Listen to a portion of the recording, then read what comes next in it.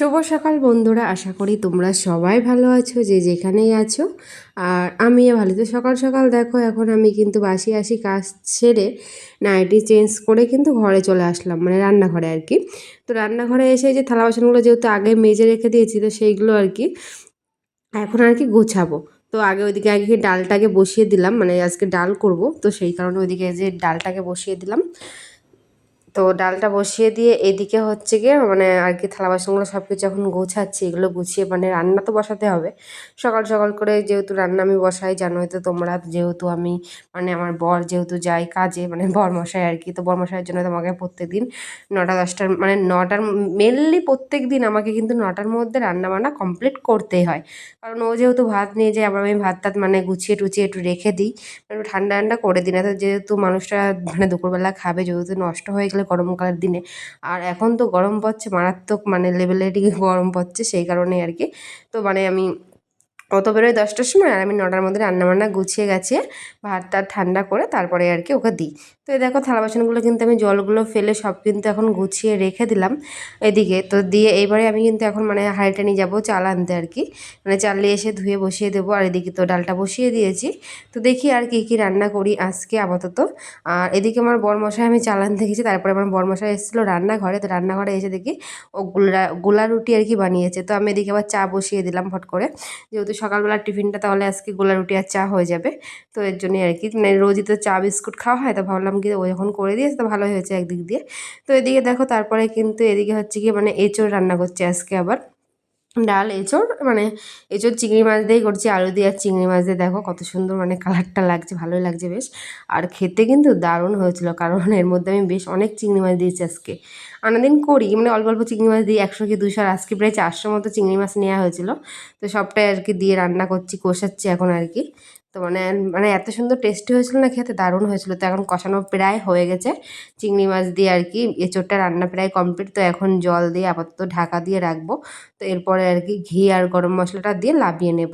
তো এদিকে হচ্ছে জলটা দিয়ে ঢাকা দিয়ে আমি কিন্তু চলে আসলাম আর কি ঘরে, যেহেতু ঘরটাও তো গোছাতে হবে, ঘরটা এখনও গোছানো হয়নি। ওইদিকে তো অঙ্কুশ তো আজকে সকাল সকালে উঠে গেছে, আর বরমাসার আমি তো কখনই উঠে গেছি। তো ভাবলাম তাহলে এবার হচ্ছে কি ঘরটাও গুছিয়ে নিই সুন্দর করে। তো দেখো আমি কিন্তু এখন হচ্ছে কি এগুলো কাতাগুলো আর কি ভাঁজ করে করে রাখছি, ওইদিকে কিন্তু বালিশগুলো ভাঁজ করা আমার কিন্তু কমপ্লিট হয়ে গেছে। তো গুছিয়ে গেছে, এইগুলো রেখে দিচ্ছি এখন আপাতত।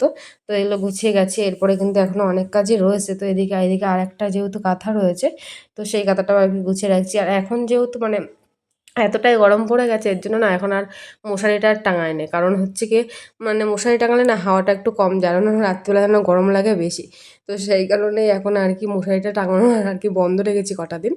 তো এই যে আবার এই কাঁথাগুলোও রয়েছে, এগুলো এখন ভাঁজ করে রাখবো, তারপরে বিছানাটা টান টান করে ঝাড়বো, ঝেড়ে গুছিয়ে গাছিয়ে সুন্দর করে রেখে ওদিকে কিন্তু রান্নাঘরের এখন অনেক কাজ বাজ রয়েছে। তারপরে কিন্তু আজকে জামা কাপড়ও কাচবো, অনেক জামা কাপড়ও ভিজিয়েছি, তো সেইগুলোও কাচতে হবে।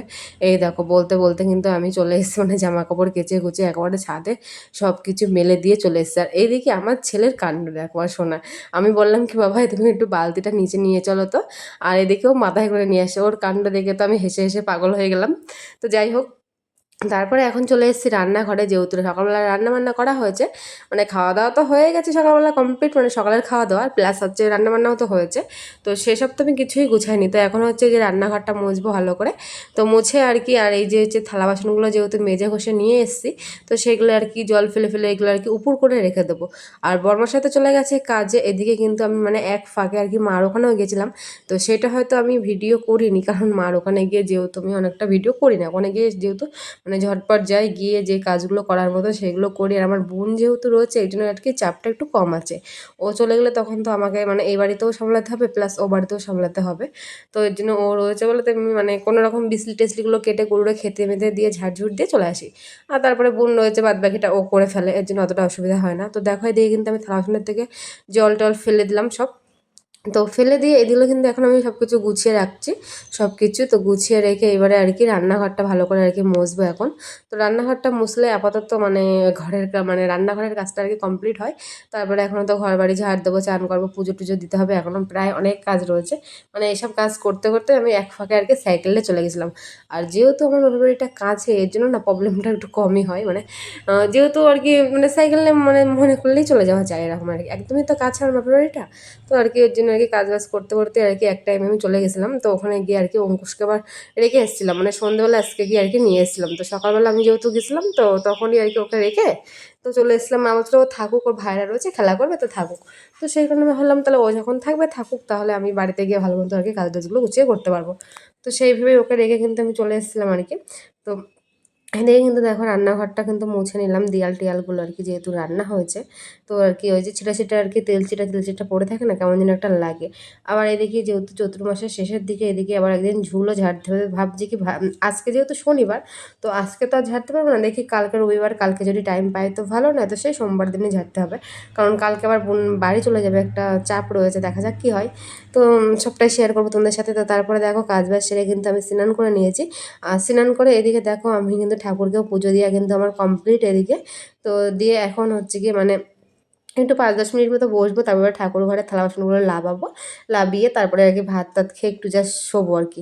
তো ঘরে তো এসে দেখি এইদিকে আর কি হচ্ছে গিয়ে মানে ছেলে যেহেতু সকালবেলা পড়িয়ে গেছে ছেলেকে আর কি, তো ও আর কি বইগুলো আর গুছায়নি। তো আমি ভাবলাম কি তাহলে আমি এখন এই ফাঁকে আর কি বই টইগুলো একবারে গুছিয়ে রেখে দিই। আর অঙ্কুশ তো এখন বাড়ি নেই, ও বাড়ি আসবে সেই সন্ধ্যেবেলা। তো এখন আর কি আমি এই যে এখন মানে বইগুলো এখন গুছিয়ে গুছিয়ে রেখে দেবো।